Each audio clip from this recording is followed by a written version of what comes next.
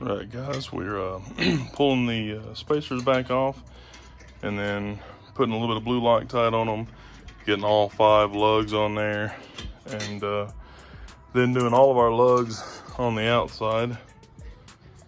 It should work pretty good. Get these torqued down. We, like I said, we put blue Loctite on them and did put them in, tightened to 100 foot-pounds, and then we're tightening the outside ones to 100 foot-pounds. Now these aluminum lug nuts, you cannot use an impact on them ever. Taking them off, putting them on, nothing, otherwise you'll just strip them out. So make sure you wrench those by hand.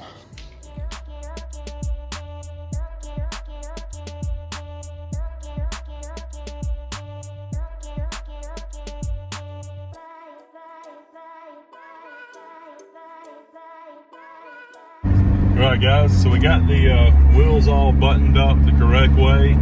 And now we're just gonna go drive around some and see how everything works out. Like I said, we haven't cut anything on the car yet, and I really don't want to. We don't have to. So I think driving it around, see how it does, so we can find some rough roads, maybe some potholes, just see what happens. If it starts scrubbing pretty bad, we may have to go back and cut some out. And we might have to do anyways, so we'll see what happens. But for right now, it's doing pretty good. This seems to be doing pretty good. Yep, doing good. So we ain't anything real rough, but it hasn't scrubbed at all. So we'll see how it does. Do a little bit of driving around, maybe some spirited driving here in a little bit. Let the car warm up and just see what happens. See how it works.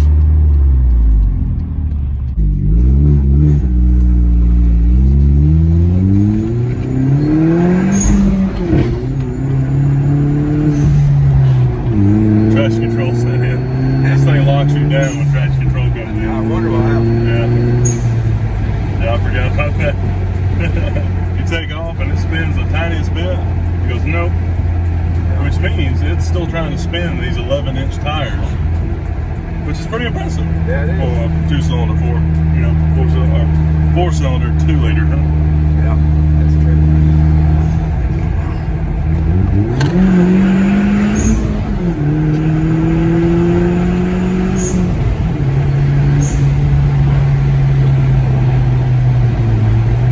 I can feel it pulling the rear end down enough to scrub. Did you hear it just a little bit? I could hear it just barely tapping it as I was getting on it real hard and the car was rocking around. And then you could tell it when we were doing some really weird grades back there. I remember we could, you could tell it was scrubbing just a little bit. I still don't know if it's enough to cut it though, but you could feel it just barely scrubbing back and forth. So we'll see what happens.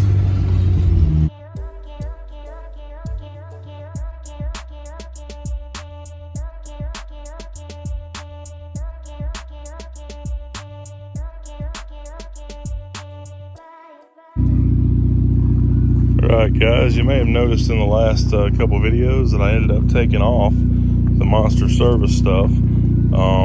So we had an agreement back and forth on emails that I was going to run his stickers and give him a bunch of shout outs, do posts and all that stuff just like I did.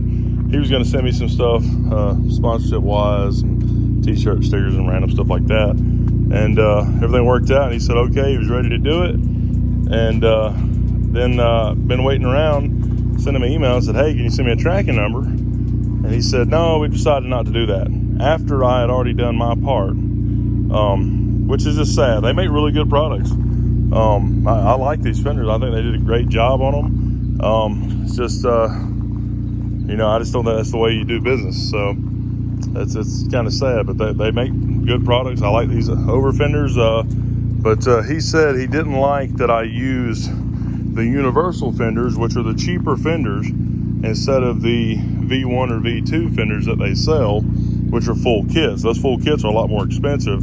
I'm doing this the absolute cheapest wide body you can do, and I think these look better. To be honest with you, I don't think the full kits look as good as this does, and everybody has those full kits. This is something different, so support those that support you, and I just think it's kind of sad, but it is what it is.